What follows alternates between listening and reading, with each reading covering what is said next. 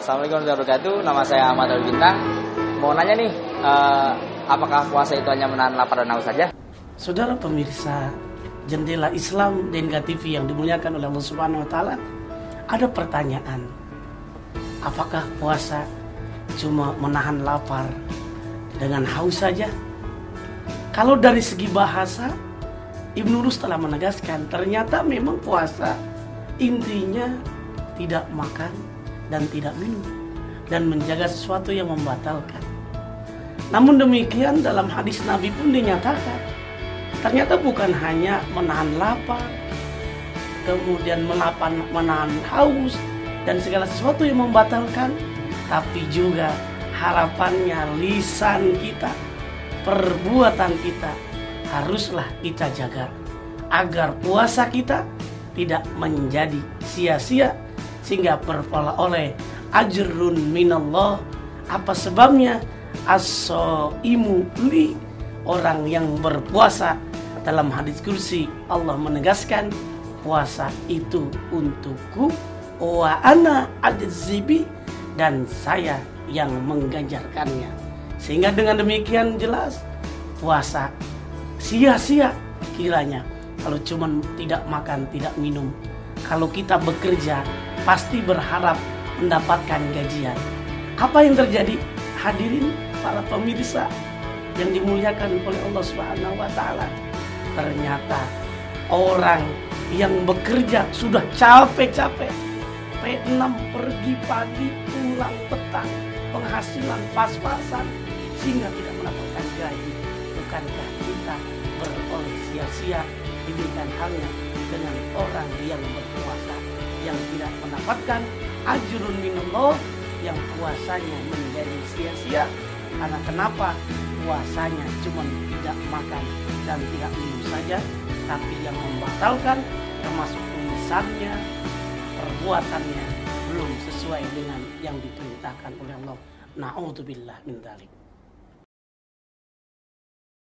Assalamualaikum warahmatullahi wabarakatuh. Saya Ila dan saya akan mempertanyakan, apakah seorang yang berpuasa itu ketika tidur sudah termasuk puasa apa tidak?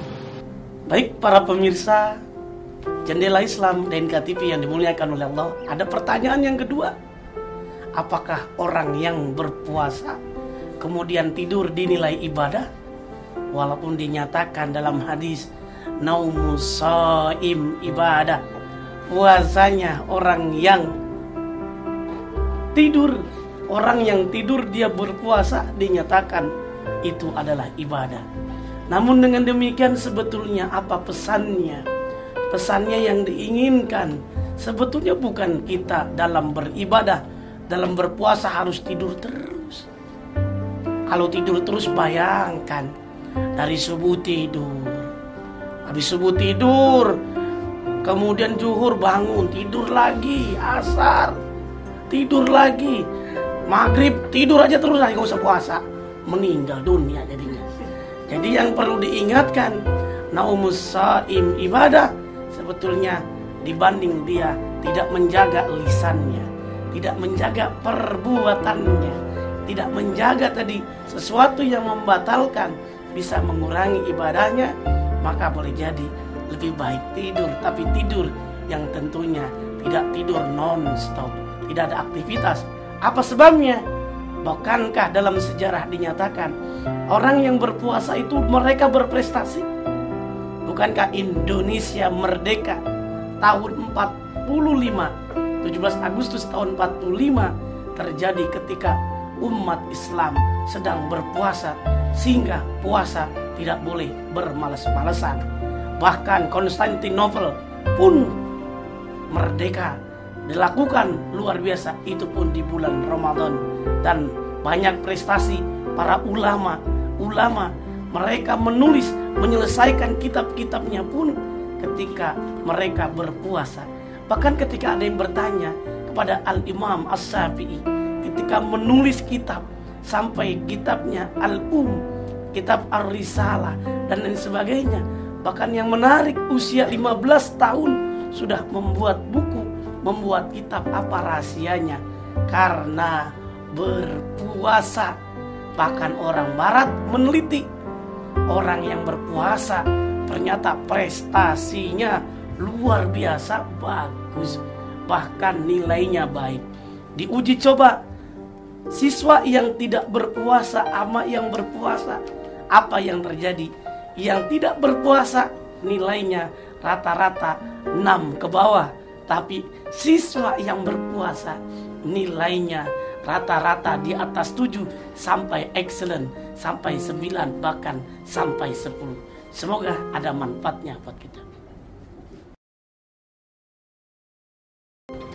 Para pemirsa Jendela Islam DNK TV yang dimuliakan oleh Allah Subhanahu wa Ta'ala, sekali lagi yuk bersama-sama kita luruskan lisan kita, kita luruskan perbuatan kita, termasuk dalam hati kita.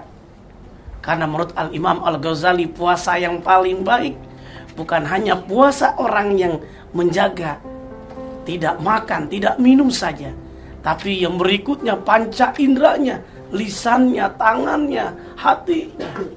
Inilah yang paling terbaik.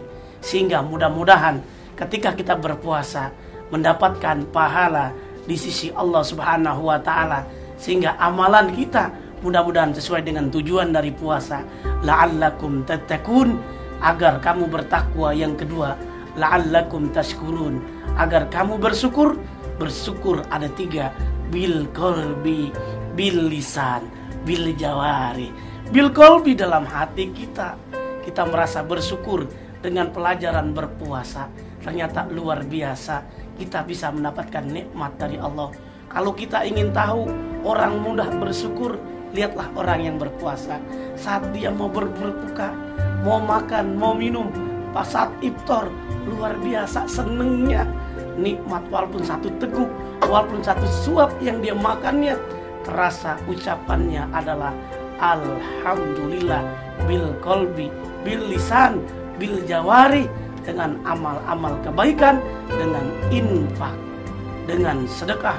Bahkan kalau cukup kita menunaikan zakat wajib, zakat mal, zakat fitrah pun di bulan Ramadan, dan amal-amal yang lainnya, kita membaca Quran, qiyamul lail, dan lain sebagainya, termasuk memaafkan orang lain kesalahannya. Semoga ada manfaatnya buat kita semuanya.